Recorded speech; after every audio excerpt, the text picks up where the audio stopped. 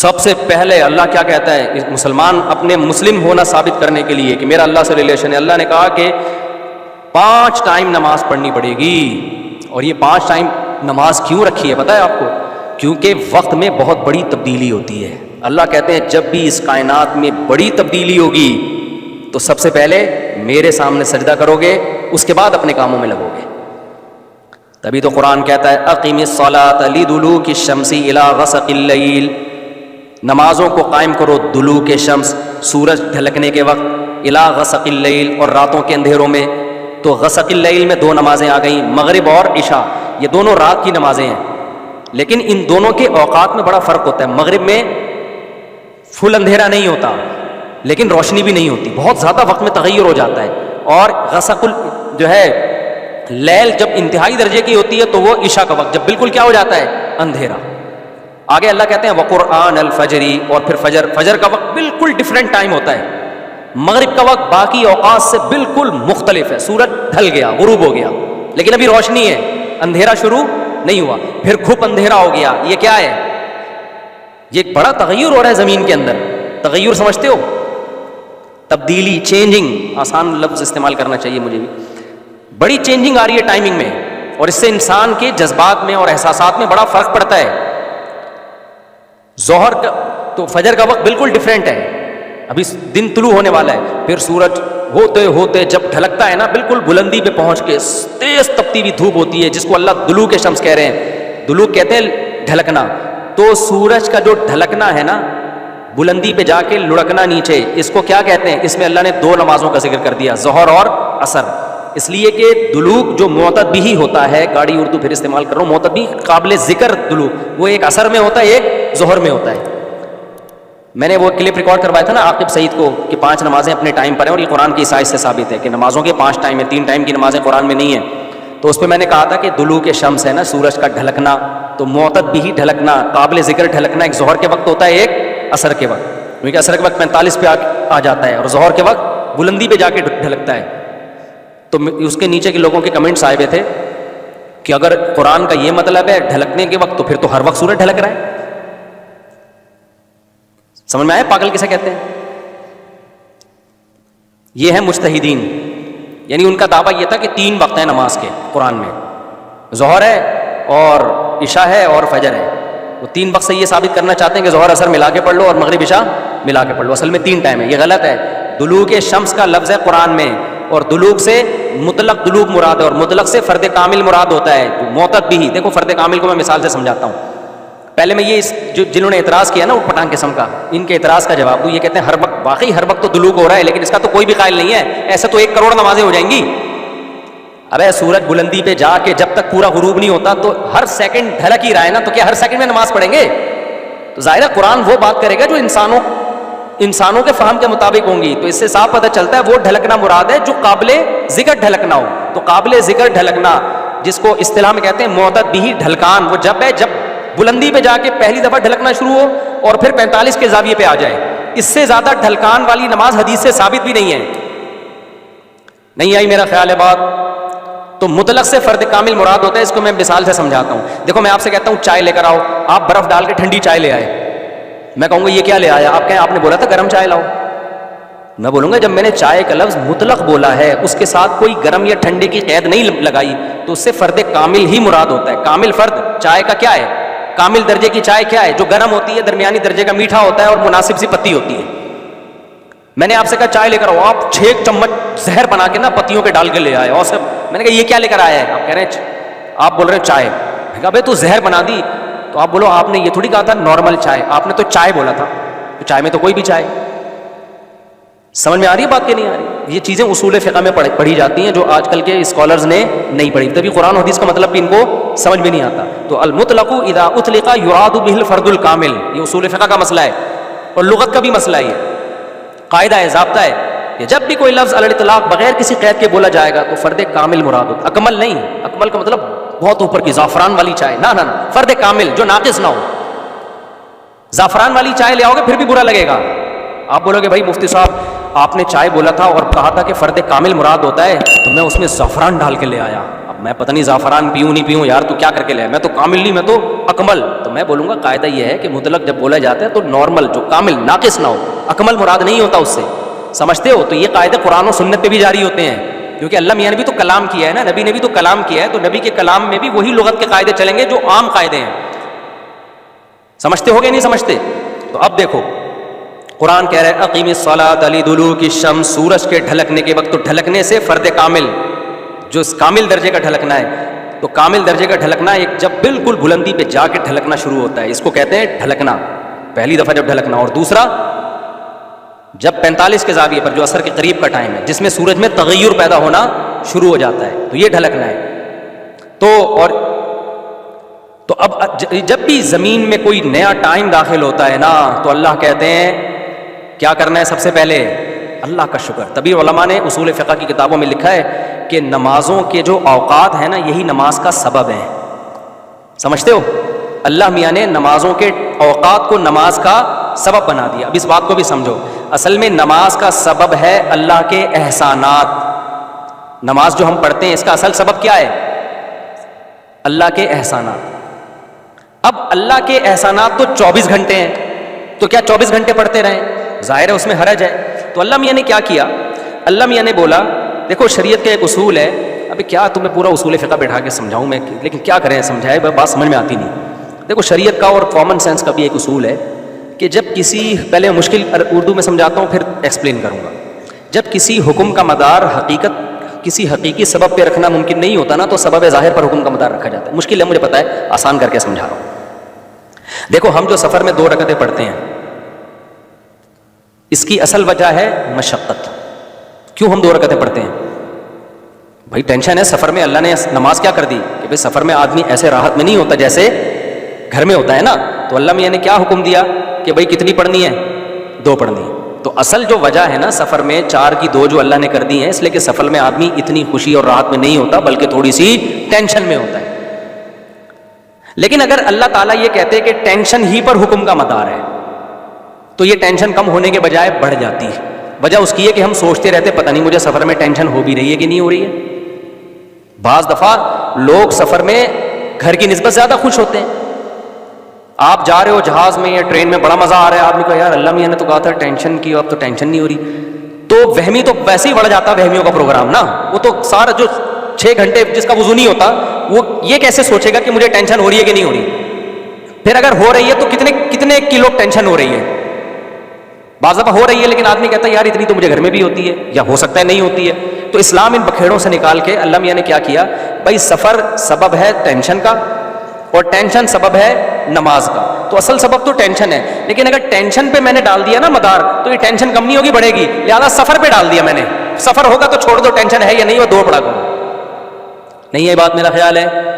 تو یہ ٹینشن سے بچانے کے لیے اللہ نے کہہ دیا اب سفر میں چاہے انجوائے بھی کر رہا ہوں نا آدمی، تو بھی ہم کتنی پڑھتے ہیں؟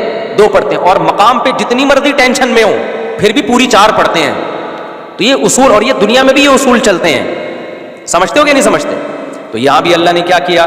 اللہ میاں نے فرمایا اصل میں تو تم پہ نماز فرض ہے اس لیے کہ میرے احسانات تم پر بہت ہیں. اب وہ احسانات تو ہر وقت بولو ہوتے رہتے ہیں. اب ہر وقت احسانات ہیں تو اب ہر وقت پڑھتے رہیں نماز، وہ تو ناممکن ہے.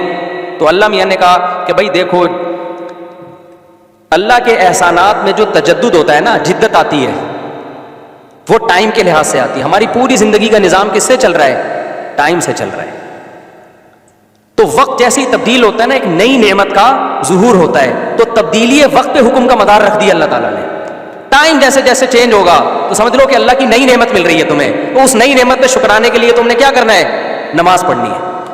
تو ٹائم چینج ہوتا ہے. اور تو ٹائم جو ہے نا، اب ٹائم تو 24 گھنٹے میں ہر سیکنڈ میں چینج ہو رہا ہے. تو وہی بات ہے، اللہ نے کہا ہر سیکنڈ میں چینج ہو رہا ہے، لیکن دلوک شمس والا ٹائم اور رات والا ٹائم اور وہ قرآن الفجر، فجر والا ٹائم، یہ اس میں ٹائم میں بڑا تغیر آتا ہے. تو بڑا تغیر آتا ہے تو نئی نعمت مل رہی ہے. اور لہذا جب نئی نعمت مل رہی ہے، حقیقت میں نہ بھی مل رہی ہو اور حقیقت میں اس سے پہلے بھی مل رہی ہو نہیں، لیکن اب فرض یہ کر لیا گیا ہے کہ جب ٹائم چینج ہوگا تمہیں نئی نعمت ملے گی، اور نئی نعمت ملے گی تم پر لازم ہے کہ اللہ کا شکر ادا کرو. تو اس لیے علماء نے اس مسئلے کو بڑا اچھا سمجھا، اصول فقہ میں ایکسپلین کیا ہے کہ نمازوں کا جو سبب ہے نا وہ کیا ہے؟ اوقات کی تبدیلی. جیسے 2 رکعتوں کا سبب سفر ہے، حالانکہ اصل میں نہیں ہے، اصل میں تو کچھ اور ہے، لیکن اب اللہ نے کیا بنا دیا سفر کو تو ایسے ہی نمازوں کے واجب ہونے کا سبب کیا ہے؟ وہ وقت میں بڑی تبدیلی. تو یہ 5 ٹائم اس زمین پر ایسے ہیں جس میں بڑی تبدیلی ہوتی ہے, اور ان بڑی تبدیلیوں سے انسان کو اللہ کی نعمتوں کا احساس ہوتا ہے. اگر یہ ٹائم رک جائے نا تو ہماری زندگیوں کی رنگینیاں ختم. صرف فجر ہی کا ٹائم ہو, ظہر میں جو الگ سی انسان کی فیلنگ ہوتی ہیں, عصر میں الگ فیلنگ ہوتی ہیں, مغرب میں الگ انجوائے کرتا ہے انسان لائف کو. نہ ہر وقت اسے مغرب کا ٹائم چاہیے, اسے عشاء بھی چاہیے, لیکن ہر وقت عشاء نہیں چاہیے. اسے فجر کی بہاریں بھی چاہیے, لیکن ہر وقت فجر کی بہاریں نہیں چاہیے. اسے دوپہر کی چلچلاتی دھوپ بھی چاہیے, ہر وقت نہیں چاہیے. شام کی ٹھنڈی چھاؤں بھی چاہیے جو عصر کے ٹائم ہوتی ہے. اور کیسے سمجھائیں میرے بھائی, میرے پاس اس کے علاوہ تبھی تو 5 نمازیں, تو 2 نمازیں اکٹھی بیٹھی نہیں ہوتی, سمجھ رہے ہو؟ کیونکہ اوقات 5 ٹائم چینج ہوتے ہیں اور بڑی تبدیلی آتی ہے, تو 3 ٹائم کیوں پڑھ رہے ہو بھائی تم نماز؟ باقی قرآن و حدیث کے حوالے کیا ہیں وہ میں انشاءاللہ بھی ریئیکشن ریکارڈ کرواؤں گا, اس پہ وہ آ جائیں گے. تو میرے بھائی, تو یہ اسلام ہے جو ہمیں کہتا ہے کہ جب وقت میں بڑی تبدیلی ہوگی تو تمہیں اللہ کی نعمت واقعی ہوتا بھی ہے. آپ رات کو سو جاؤ ٹائم پہ, صبح صادق کا وقت جب ہوتا ہے نا, نیند پوری ہوتی ہے. خدا کی قسم دل میں ذرا سی بھی اللہ کی محبت کا جذبہ ہونا تو انسان کے دل میں اللہ کی محبت کی چنگاریاں پیدا ہوتی ہیں صبح کے ٹائم کو دیکھ کے, کہ میرے رب نے مجھے رات کو سلا دیا اور بالآخر اب سورج دوبارہ سے نکل کے اپنی ذمہ داری پوری کرنے والا ہے. دل چاہتا ہے اللہ کو راضی کروں, اٹھوں, میں اللہ کے سامنے جاؤں. ہم تو پوستیوں کی طرح میجورٹی تو سوری ہوتی ہے نا, اٹھتی 12 بجے کم وقت, اس کو کیا پتا وہ صبح اور وہ چھاؤں ستاروں کی اور وہ نور. شاعر نے کہا تھا, اگلا مصرع بھول گیا کیونکہ نبی میں رٹا لگا کے یاد کیا تھا 9th کلاس میں اردو ادب میں. وہ صبح اور وہ چھاؤں ستاروں کی اور وہ نور دیکھے تو غش کرے ارینی گوئے اوجھے دور. واہ واہ, یاد آ گیا. آپ کو سمجھ میں نہیں آیا ہوگا کیونکہ اردو برباد ہو رہی ہے. شاعر نے کہا ہے ارینی, موسیٰ علیہ السلام نے کوہ طور میں کہا تھا نا ارینی, اے اللہ مجھے اپنا جلوہ دکھا. تو گوئے اوجھے طور, طور کے پہلو سے جو آواز آئی تھی نا ارینی, تو وہ والا منظر, وہ روحانی منظر ہوتا ہے. وہ صبح اور وہ چھاؤں ستاروں کی اور وہ نور, یعنی ستاروں کی چھاؤں کے بعد جب صبح پیدا ہوتی ہے نا تو وہ کوہ طور والا منظر, روحانی منظر پیدا ہوتا ہے جب کوہ طور سے موسیٰ علیہ السلام کی ارینی کی آواز آئی تھی. یہ شاعروں کا تخیل ہوتا ہے, کوئی میرے پہ توہین کا فتویٰ نہ لگا دینا بھائی. تو فتوے مارکیٹ میں توہین کے آج کل بہت ہلکے چل رہے ہیں. تو ہم اپنے بیان کی طرف چلتے ہیں. تو یہ 5 نمازیں اللہ نے کیا کر دی میرے بھائی, بولو. اصل تو عبادت اسلام میں ہے ہی نماز. اصل کیا ہے؟ 5 ٹائم دن میں. تبھی علماء کہتے ہیں معافی نہیں ہوتی ہے کبھی, موت تک چلتی رہتی ہے, کیونکہ ٹائم آتا رہتا ہے نا. ٹائم آئے گا تو نماز لازم ہوتی رہے گی, یا تو ٹائم روک لو. ہم جب گئے تھے وہاں ناروے میں تھے نا, تو بہت لمبی رات تھی, تو وہاں ٹائم رکا ہوا تھا رات کا. تو مغرب اور عشاء اور فجر میں ٹھیک ٹھاک فاصلہ ہوتا تھا. فجر 8:45 بجے ہو رہی تھی صبح, اور عشاء میرا خیال ہے 4:30-5 بجے. تو چونکہ ٹائم رکا ہوا تھا نا, مغرب کے بعد عشاء کا وقت, فجر کا وقت آ ہی نہیں رہا, عشاء کے بعد فجر کا وقت آ ہی نہیں رہا, تو ٹائم رک گیا, تو نماز بھی کیا ہو گئی, رک گئی. ٹھیک ہے, دیر سے پڑھو. تو کیونکہ ٹائم چینج ہوگا تو حکم اللہ کا نماز کا آپ کی طرف متوجہ. ہاں, جن علاقوں میں 6 مہینے 3 مہینے سورج نکلتا ہی نہیں ہے, وہاں پھر حدیث میں آتا ہے کہ اس میں پھر حدیث میں کچھ اور ہے. وہ پھر ابھی مسئلہ بیان کروں گا تو بات لمبی ہو جائے گی. یہ ان جگہوں کی بات ہے جہاں دلوک شمس ہو رہا ہے, سورج نکلتا ہے اور 24 گھنٹے کے اندر غروب ہو جاتا ہے, تو وہاں پھر نمازیں کس طرح ہی پڑھی جائیں گی, ٹائم کے ساتھ اللہ نے اس کو جوڑ دیا. تو اسی طرح جو اصل تو میرا موضوع رمضان تھا, ہم کہاں نکل گئے. تو میرے بھائی اسی طرح اللہ تعالیٰ اپنا اور بندوں کا ریلیشن پریکٹیکلی دکھانے کے لیے, ثابت کرنے کے لیے کہ مجھے مانتے ہو سچی مچی کے یا اوپر سے, تو اللہ میاں عملی طور پر قربانیاں دلواتے ہیں ہم سے. تو ان میں سب سے بڑی قربانی نماز ہے. اس کے بعد اللہ نے سب سے بڑی قربانی رکھی ہے روزے کی. نماز کے بعد ہے یہ, لیکن یہ بھی کم نہیں ہے. دنیا کے کسی مذہب میں آپ نے کسی کو 1 مہینہ بھوکا رہتے نہیں دیکھو. جو فاسٹنگ کرتے ہیں نا ڈاکٹروں کے مشوروں سے, وہ بھی اتنی لمبی فاسٹنگ نہیں کرتے, اور کرتے بھی ہیں تو اس لیے صحت اچھی ہو تاکہ اور کھا سکیں. کیا خیال ہے بھائی, یہ لمبا عرصہ جی سکیں. مسلمان جو روزہ رکھتا ہے اس میں اس کی نیت صرف اور صرف کیا ہے, اللہ کی رضا. تبھی بعض دفعہ روزہ رکھنے سے صحت کو نقصان کا بھی خطرہ ہوتا ہے, لیکن اگر بیمار ہونے کا خطرہ ہو تو آپ روزہ چھوڑ سکتے ہیں. کمزور ہونے کا خطرہ ہو تو روزہ نہیں چھوڑا جا سکتا. تو ڈاکٹروں کی فاسٹنگ ہوتی ہے کمزور کرنے کے لیے نہیں, صحت مند بنانے کے لیے. لیکن جو اسلام آپ سے فاسٹنگ کروا رہا ہے وہ صرف اللہ کی رضا کے لیے. اس میں بعض دفعہ آپ کی صحت یعنی آپ کی باڈی کمزور ہو رہی ہوتی ہے. مثال کے طور پر آپ نے افطاری کی 2 کھجوروں کے ساتھ اور نیت آپ کی یہ تھی کہ سحری میں طبیعت سے پھوڑوں گا میں, اور ویٹ بھی آپ کا صحیح ہے. میں ڈاکٹروں کی فاسٹنگ اور اسلام کی فاسٹنگ کا فرق بتا رہا ہوں نا بھائی. دیکھو ڈاکٹر نے آپ کو کہا کہ آپ کا وزن 90 کلو کا ہو گیا ہے, تو آپ ایسا کریں ایک وقت کا کھانا اسکپ کر دیں. یہی کہے گا نا ڈاکٹر, زیادہ بہت زیادہ کہے گا 24 گھنٹے میں ایک ٹائم کھا لیں آپ. کیا خیال ہے؟ یہ تو نہیں کہے گا کہ 48 گھنٹے میں ایک ٹائم کھائیں. کیا خیال ہے؟ اب کیا کیا, اور آپ کا اور جس کا وزن 60 کلو ہے اس کو تو یہ مشورے بھی نہیں دے گا. لیکن اسلام کیا کہتا ہے, بچہ جب بالغ ہو جائے تو اس کا وزن بے شک 45 کلو ہو, بھلے 30 کلو ہو, بھلے 35 کلو ہو, بھلے 25 کلو ہو. 25 کلو کے بھی ہوتے ہیں.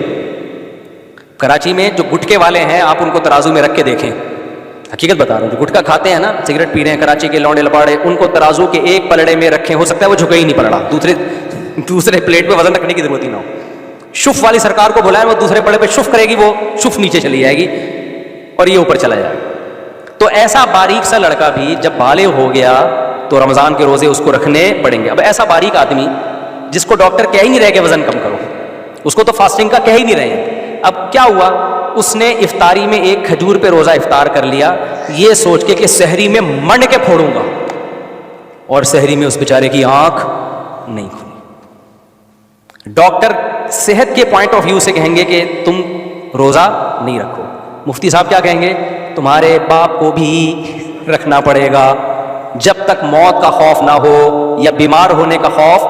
بیمار تو وہ ہوتا ہے جس کو شوگر ہو, اس کی شوگر ڈاؤن ہونے کا خطرہ ہوتا ہے.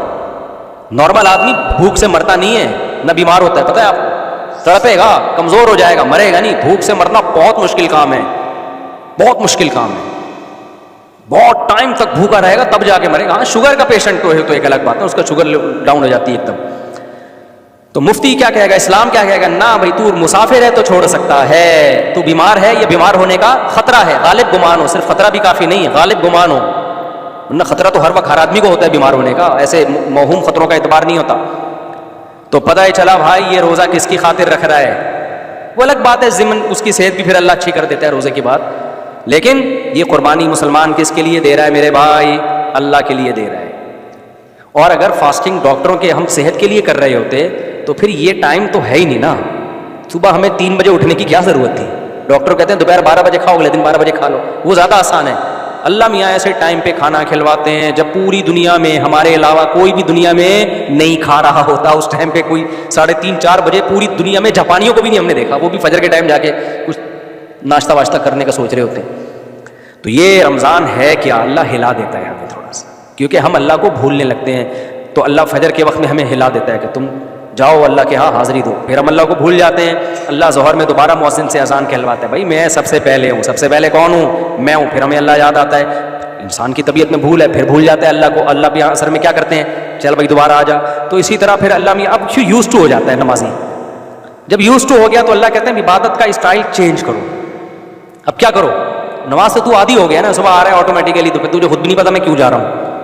تو اللہ میاں کہتے ہیں اب تھوڑی ہلچل ضروری ہے, تو پھر خدا کو بھول رہا ہے, تیری تو عادت پڑ گئی ہے نماز پڑھنے کی, عادت پڑ گئی ہے. تو اب اللہ کہتے ہیں اب تھوڑا سا ڈیفرنٹ, اب کیا کر, ایک بالکل الگ نوعیت کا کام کرنا ہے. میری خاطر 1 مہینہ کھانا پینا چھوڑ دے. پھر ہل جاتا ہے. تبھی تو دیکھو رمضان میں جو روزے رکھتے ہیں, اللہ کی محبت کیسی دوبارہ سے پیدا ہوتی ہے کہ نہیں ہوتی. احساس ہوتا ہے یار ہم مسلمان ہیں. اور آخری عشرے میں تو کتنا ہی گناہ گار سے گناہ گار ہو وہ بھی مسجد میں آ جاتا ہے. تو یہ اللہ میاں نے ہلایا ہوتا ہے ہمیں, ایک الگ انداز سے قربانی لے رہے ہیں اللہ میاں. حج میں الگ انداز سے قربانی ہے. اب رمضان کے روزے بھی تو رکھتے رکھتے رکھتے رکھتے ہر سال عادت پڑ جاتی ہے نا, تو اللہ حج میں الگ قربانی, اتنی سخت قربانی ہے نا حج کے وہ 5 دن جو احرام والے ہوتے ہیں, بالکل ہی ڈفرینٹ انداز کی قربانی ہے. وہ گھوم رہے ہو بیت اللہ کے گرد, چکر لگا رہے ہو, رمی کر رہے ہو, 2 چادریں پہن لی سفید, بغیر سلے ہوئے کپڑے, ٹینٹ کرا رہے ہو. بھائی یہ سب کیا ہو رہا ہے؟ آدمی کہتا ہے یار یہ خوشبو نہیں لگا رہے, خوشبو لگانے پر پابندی لگا دی, بالکل ہی الگ. اور صفا مروہ میں دوڑ رہے ہو, یہ نہ رمضان میں ایسی عبادت, نہ نماز میں ایسی عبادت, بالکل ڈفرینٹ انداز ہے عبادت کا. بقرعید میں اللہ بالکل ایک الگ جانور لا کے کاٹو میرے نام پہ, یہ نہ حج میں اس ٹائپ کی عبادت ہے, نہ عمرے میں, نہ رمضان میں, نہ نماز میں, وہ بالکل الگ. تو یہ اللہ میاں جو ہم سے کروا رہے ہیں نا, یہ بتانے کے لیے کہ میں تمہاری زندگی میں ان رہوں. سمجھتے ہو کہ نہیں سمجھتے؟ تو کامیاب وہی ہوگا جس کی زندگی میں اللہ ان ہوگا, اور جس نے اللہ کو اپنی زندگی سے آؤٹ کیا تو وہ جنت سے کیا ہو جائے گا؟ آؤٹ. اللہ کہے گا کہ جنت میں ان ہونے کے لیے ضروری ہے کہ دنیا میں تم مجھے اپنی لائف میں ان رکھو. کل ایک خاتون نے مسئلہ پوچھا, وہ کہنے لگی, وہ نام نہیں لے رہی اپنے رشتے کا نا, بس یہ بتا کے بیان ختم کرتا ہوں. تو خلاصہ یہ نکلا کہ روزے رکھ لیا کرو تمیز سے, ٹھیک ہے نا, ابھی سے نیت کرو, اور نفلی روزوں کی عادت ڈالا کرو. پیر جمعرات کا روزہ ہو گیا, تو ہمیں اللہ سے تعلق کو ہم نے دکھانا ہے. اللہ خالی پیلی زبانی باتیں نہیں مانتا, اور یہ اسلام کا ہم پر احسان ہے کہ ہمیں جب اللہ کا تعارف کروایا نا, تو اللہ کے تعارف کے ساتھ پھر اس نے ہمیں اللہ سے ریلیشن مضبوط کرنے کا طریقے بھی بتائے ہیں, اور بتایا کہ جب اللہ کو مانو گے تو پھر وہ والا مانو گے جیسا ماننے کا حق ہے. اس سے ہی تو اللہ کی محبت پیدا ہوگی, ورنہ وہ والا ماننا جو غیر مسلم مانتے ہیں, اس ماننے نہ ماننے میں کوئی زیادہ فرق نہیں ہے. تو ایسا والا ماننا اللہ نہیں مانتا اس میں. تو بھائی وہ میں بتا رہے تھے, خاتون نے نا مجھ سے, میں نے مسائل ریکارڈ کرواتا ہوں نا آسک والے چینل پہ, تو اس میں کسی نے پوچھا, وہ اپنے رشتے کا نام نہیں لے رہی, کہ میرے شوہر نے مجھے کہا ہے کہ ان سے جو ہے نا ریزرو رہو. اب وہ نام نہیں لے رہی, تو کہہ رہی ہے کہ وہ مجھے لگ رہا ہے وہ جٹھانی وٹھانی ہے, ساس واس ہے. ان سے میں نے جب بھی بنانے کی کوشش کی ہے, انہوں نے مجھ سے توڑنے کی کوشش کی. ان کو جب بھی میں نے سمجھایا تو کیا میں ان سے میں نے کہا آپ ان کو اپنی زندگی سے ان کرنے کے بجائے, اپنی زندگی میں ان کرنے کے بجائے کیا کر دیں؟ نام نہیں لے رہی کہ کون ہے, جٹھانی ہے یا ساس ہے. میں نے کہا دیکھو یہ خاتون ان سے کتنا ڈر رہی ہے, تو جب اتنا ڈر رہی ہے بھائی, اتنی خطرناک ہے یہ ان, تو اس ان کو ان کرنے کے بجائے کیا کر دو؟ آؤٹ کر دو. تو بھائی میرے, اللہ میاں کو ہم اپنی زندگی سے آؤٹ نہیں کر سکتے, ان کرنا پڑے گا. اور یہ اسلام سے, میں تو کہتا ہوں یار, ہمیں اللہ نے مسلم پیدا کر کے خدا کی قسم ہم پر بہت بڑا احسان کر دیا. سب سے بڑا احسان اللہ نے ہمیں اسلام دے کے کیا ہے. کیسا خوبصورت عبادت کا نظام دیا. اگر ہم مسلم نہ ہوتے, اللہ نہ کرے, تو کیا ہوتا؟ کتنے مسائل. ابھی لاہور میں ایک کانفرنس ہونے والی ہے, بہت سے غیر مسلم مسلمان ہوئے. اس کانفرنس پہ یہ کہ اگر مسلم نہ ہوتے تو, یہ اسلام دنیا میں نہ ہوتا تو دنیا ہوتی کیا؟ دنیا ہوتی کیا؟ سب سے پہلی بات, ہماری تو چار ہوتی ہی نہیں اگر ہم اللہ نہ کرے. بچے ہی نہ ہوتے, یہ خوشیاں جو گھروں میں ملی ہیں کس کی برکت سے ملی ہیں؟ اولادیں ہی نہ ہوتی. ہم بھی انگریزوں کی طرح ایک گرل فرینڈ ہوتی, اور اس کا کوئی پتہ نہیں, کسی بھی وقت مارکیٹ سے شارٹ. اور عورت کا تو ایسا بیڑا غرق ہوتا نا سوسائٹی میں, ہماری مائیں نہ ہوتی, ہماری بہنیں نہ ہوتی. عورت گوروں کی طرح, جاپانیوں کی طرح اکیلی گھوم رہی ہوتی کسی بوائے فرینڈ کے ساتھ, نہ اس کا پیچھے پوچھنے والا کوئی بھائی, اور نہ وہ کسی کی ماں ہوتی, بس فزیکلی ہوتی. بچے اس کی خدمت کر کے ثواب حاصل نہیں کر رہے, ریلیشن تو ہوتے ہی نہیں. نہ ہم اتنے صاف ستھرے ہوتے جتنے یہاں پہ. میں نے بتایا تھا نا آسٹریلیا میں گورے کو میں سمجھ رہا تھا بڑا نیک صاف ستھرا, جنرل اسٹور پہ میں گیا, اس نے بنیان پہنا ہوا تھا نا, دو گورے کھڑے ہوئے تھے. تو میں نے کہا یار کیسے نیٹ کلین. تو جوتوں کا ڈبہ نکالنے کے لیے اس نے جب یوں ہاتھ اوپر کیے نا دونوں نے, تو میں واقعی بھاگا ہوں وہاں سے. سب ایسے نہیں ہوتے, کسی کا مذاق اڑانا مقصد نہیں ہے, سب ایسے نہیں ہوتے. تو میں نے پہلی دفعہ یہ منظر, تو میں نے وہاں پوچھا, میں نے کہا یار یہ کوئی سمجھانے والا نہیں ہے, یہ تو ویسے ہی کتنا برا لگ رہا ہے. تو وہ جو میرے میزبان تھے انہوں نے کہا شکر کرو بھائی ہم کیا ہیں, مسلمان ہیں, ہمیں اللہ میاں نے سمجھا دی ہیں چیزیں بہت پہلے سے. تو صفائی نہیں ہے میرے بھائی, صفائی نہیں ہے. ہم پانی سے استنجا نہ کرتے اگر ہم مسلمان نہ ہوتے, ہمارے رمضان کی رونقیں نہیں ہوتی, ہمارے ریلیشن نہیں ہوتے. ہم نماز پڑھنے میں کتنا مزہ ہے, فجر کی نماز میں تو ایسا لطف ہے یار, صرف اٹھنے کی تکلیف ہوتی ہے تھوڑی دیر کی رضائی سے نکلتے ہوئے, اس کے بعد جب وضو کر کے آؤ کیسا نور برس رہا ہوتا ہے کہ نہیں ہوتا, ایسا سکون ملتا ہے یار. کسی مذہب کی عبادت گاہ میں یہ روحانیت ہوتی ہے؟ حالانکہ ان کی عبادت گاہوں میں ڈیسک ہوں گے, کرسیاں ہوں گی, سونے اور چاندی کے وہ لگے ہوئے ہوں گے, اور بڑا ڈیکوریٹ کیا ہوا ہوگا. میں ایسے عبادت گاہوں میں گیا ہوں, اربوں روپے کا سونا لگا ہوا ہے اندر, سکون نہیں ہے. اور آپ کسی گاؤں دیہات کی مسجد میں چلے جاؤ, ایک مؤذن ہوگا بیچارہ جھاڑو لگا کے پوچھا لگا کے مسجد صاف کر رہا ہوگا, وہاں بھی نماز پڑھو وہی سکون ملتا ہے جو الفلاحیہ میں ملتا ہے. اور حرم چلے جاؤ تو ایک الگ ہی مزہ ہے. تو بھائی اسلام نے جو, خدا کی قسم آخرت تو بعد میں ملے گی, اسلام نے ہمیں دنیا میں بھی کیا کر دیا, ہماری زندگیوں کو سکون اور خوشیوں سے بھر دیا ہے. رمضان کے روزے کی تکلیف تو ہوتی ہے, لیکن خدا کی قسم جو افطاری میں لذت ہے وہ لذت غیر مسلم کو نصیب نہیں ہوتی. وہ ہماری تکلیف کو دیکھ رہا ہوتا ہے کہ سارا دن بھوکے پیاسے, کتنا مزہ آتا ہے. بس ایک واقعہ سنا کے بیان ختم کرتا ہوں. میں پشاور میں تھا نا, تو ایک بوڑھے آدمی آئے, انہوں نے مجھے کہا کہ بھائی وہ وہ کسی نے چھیڑ دیا. میں جہاں بھی جاتا ہوں 4 شادیوں میں لوگ چھیڑ دیتے ہیں دوسرے کو. تو ان بوڑھے سے کہنے لگے, وہ پٹھان تھے, ان کو کہنے لگے یار تم 4 شادیاں کرو, سنت ہے. اس بوڑھے نے ایک بات کہی, اس نے کہا خدا کی قسم مزہ اللہ نے صرف 2 چیزوں میں رکھا ہے, ایک اللہ کی راہ میں لڑنا اور دوسرا افطار کرنا روزہ.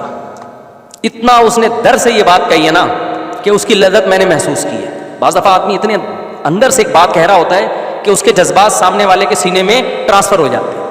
واقعی ایسا ہے. جب آپ روزہ افطار کرنے کے لیے بیٹھتے ہو نا تو صرف یہ نہیں ہوتا کہ آپ کی بھوک ختم ہو رہی ہے نا, ایک احساس ہوتا ہے انسان کو کہ میں نے کس کے لیے قربانی دی تھی, اللہ کے لیے. اب اس قربانی کے ختم ہونے کا ٹائم آ رہا ہے. تبھی ہمارے نبی نے کیسی پیاری دعا سکھائی ہے. اس دعا میں خدا کی قسم افطار سے بھی زیادہ مزہ ہے. آپ صلی اللہ علیہ وسلم جب افطار کر کے کھجور سے افطار کرتے ہیں نا, کیسے ایک توانائی آتی ہے نا, ایک دم جسم میں طاقت آ جاتی ہے. تو آپ فرماتے ذهب الظما, شدید پیاس کا روزہ ہو, کھجور کھاؤ اور پانی پیو, تو آپ فرماتے ذهب الظما, پیاس چلی گئی. یہی بتانے کی ضرورت ہے کہ پیاس چلے گی, لیکن نبی اللہ کا شکر ادا کرنے کے لیے اپنی زبان سے الفاظ دہرا رہے ہیں, ذهب الظما, پیاس چلی گئی. کیوں؟ اس لیے کہ یہ کہنے میں مزہ آتا ہے. یہ کہنے میں کیا آتا ہے؟ لطف آتا ہے. ذهب الظما, پیاس چلی گئی. وابتلت العروق, اور رگیں تر ہو گئی. کیسا ڈھیلا خشک ہوا ہوا ہوتا ہے مغرب سے پہلے روزے دار, بھی چڑچڑے ہوئے ہوتے ہیں, پکوڑوں کی دکان پہ جھگڑے, پیٹرول پمپ پہ لڑائیاں. افطاریوں پہ تو ہم نے رولوں پہ لڑتے ہوئے, رول نہیں ہوتے, ایک خاندان تھا, بھی اشارہ نہیں کروں گا, رول پہ لڑائی ہوئی ہے ان کی. افطار ہوا نہیں ہے, بھی رول پہ لڑائی, وہ اس نے یوں کر کے آگے کر لی, اس نے یوں کر کے پیچھے کر لی. تو یہ سب آنتوں کی خشکی کی وجہ سے ہو رہا ہوتا ہے. ہم لوگ ڈر گئے تھے ان کو دیکھ کے, ہم نے کہا پتہ نہیں کیا ہو گیا. بعد میں پتہ چلا وہ رول پہ لڑائی ہوئی ہے, کیونکہ اس سے بھوک کی حالت میں دسترخوان بھی اچھا لگ رہا ہوتا ہے. آدمی کہتا ہے دسترخوان کھا جاؤں گا, وہ تو جب 2 نوالے پیٹ میں اترتے ہیں پھر رول کا پتہ چلتا ہے بھائی 50 روپے سے زیادہ یا 20 روپے سے زیادہ کی ویلیو نہیں ہے. اس سے پہلے کیا جذبات ہوتے ہیں. تو آپ نے فرمایا ذهب الظما وابتلت العروق, رگیں کیا ہو گئیں؟ تر. وثبت الاجر انشاءاللہ, اور فرمایا روزے کا اجر اللہ نے لکھ, دنیا کا بھی مزہ دے دیا اللہ نے, اور آخرت میں بھی اس کو محفوظ کر لیا. اور اس سے بڑی خوشی کیا ہوگی میرے بھائی کہ جسمانی لذت بھی اور روحانی لذت بھی, اس سے غیر مسلم محروم ہے. تو اللہ ہمیں اسلام کی قدر کی توفیق